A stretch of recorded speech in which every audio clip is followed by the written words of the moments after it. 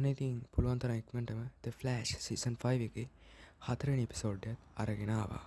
ඉතින් ඔයා තාමත් 3 වෙනි එපිසෝඩ් එක බැලුවේ නැත්නම් මේ උඩින් වෙන කාඩ් එක ක්ලික් කරලා ගිහින් ඉස්සෙල්ලාම ඒ එපිසෝඩ් එක බලලා ඉන්න. මගේ නම් බැරි ඇලන්. මම තමයි දැන් ජීවිතුන් අතර ඉන්න වේගවත්ම කෙනා. පිටත ලෝකයට මම අපරාධ පරීක්ෂකයෙක්.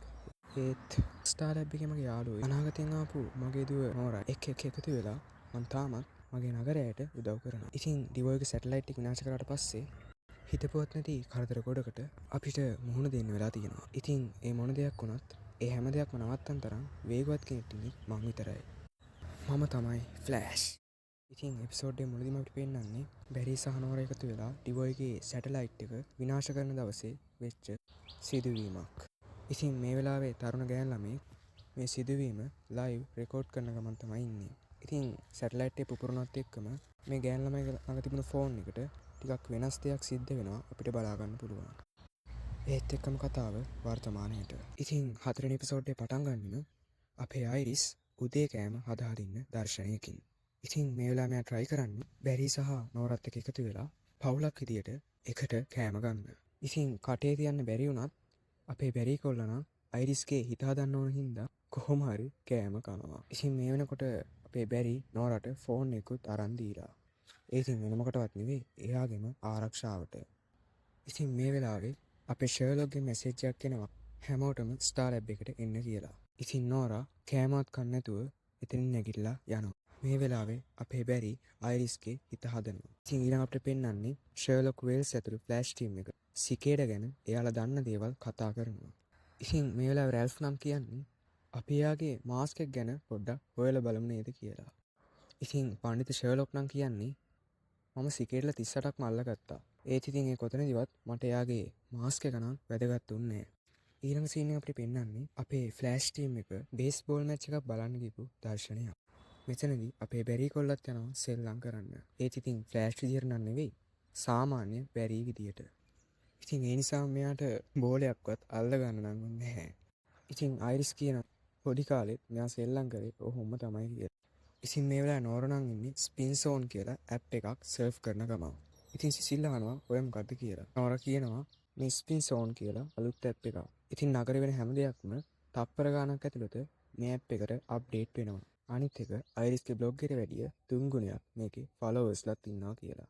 ඉතින් මේ වෙලාව නම් අයිරිස්ට පොඩ්ඩක් ජෙලස් වගේ. ඉතින් ඊට පස්සේ නෝරා ඉතින් නැගිටලා යනවා කන්න මොන හරි අරන් එන්නම් කියලා. එකපාරටම තමන්ගේ ෆෝන් එකට මැසේජ් එක දිහා බලන නෝරාගේ ඇස් දෙක අම් පාට වෙනවා බලා ගන්න පුළුවන්. ඊට පස්සේ මෙතනට කළු පාට බෑග් එකක් දාගත්ත මිනිස්සෙක් එනවා පෙන්නනවා.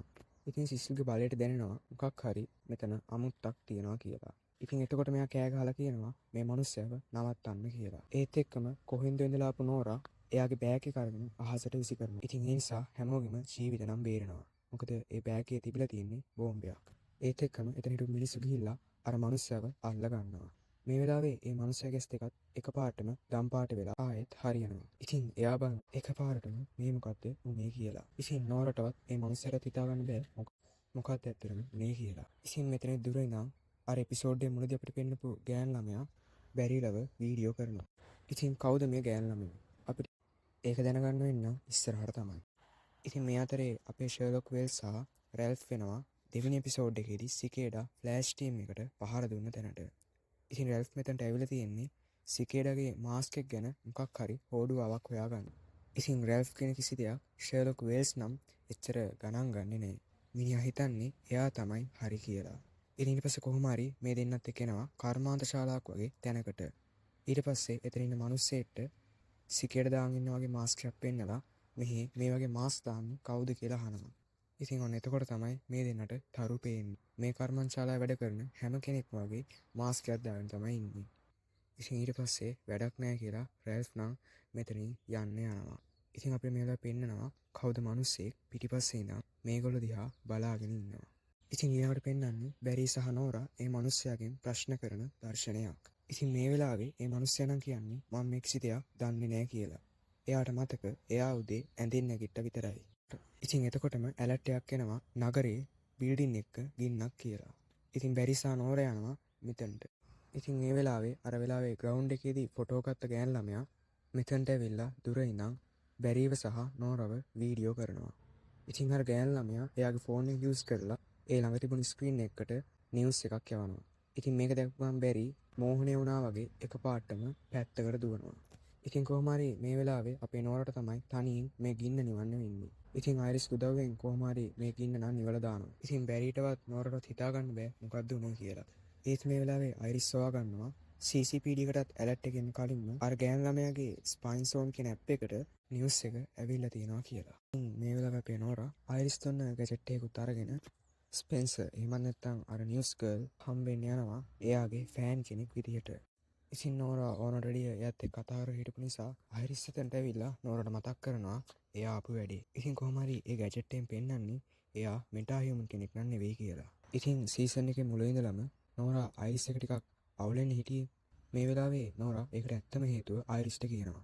ඉතින් අනාගතයේදී අයිරිස් නෝරාගේ බලය පාවිච්චි කරන්න බැරි වෙන්න එයාගේ ඇඟට චිප් එකක් දාලා තියෙනවා. ඉතින් මේ චිප් එක නිසා නෝරා ලොකු වෙනකම්ම එයාට දැනගන්න වෙන්නේ එයාත් ස්පීච් කෙනෙක් කියලා. ඉතින් පොඩි කාලේ නම් අයිරිස් එයාට කරපේ බොරුව නිසා තමයි එයා මෙච්චර අයිරිස් එක්ක තරහෙන් ඉන්නේ. මේක අහලා අයිරිස්ටත් ඉතින් ඇත්තටම පුදුමයි. මොකද අනාගතේ ඇයියා ඒ වගේ දෙයක් කරන්න කියලා. ඉතින් අයිරිස් කියනවා නෝරට නෝරා මම මොන දේ කරත් ඒ හැම දෙයක්ම කරන්නේ ඔයාගෙම හොඳට. ඉතින් ඒ දේත් කරන්න අනිවාර්යෙන්ම මොකක් හරි ලොකු හේතුවක් තියෙන්න ඇති. ඉතින් නෝරා නම් මේ කියන කිසි දෙයක් කනකටවත් ගන්නෙ නෑ. ඉතින් ස්ටාර් ලැබ් එකට ගිහිල්ලා දුකින් ඉන්න අයිරිස් දැකපු බැරි අහනවා ඇයි ඔයා දුකින් ඉන්නේ කියලා. ඉතින් අයිරිස් නෝරා කියපු කතාව අපේ බැරිටත් කියනවා.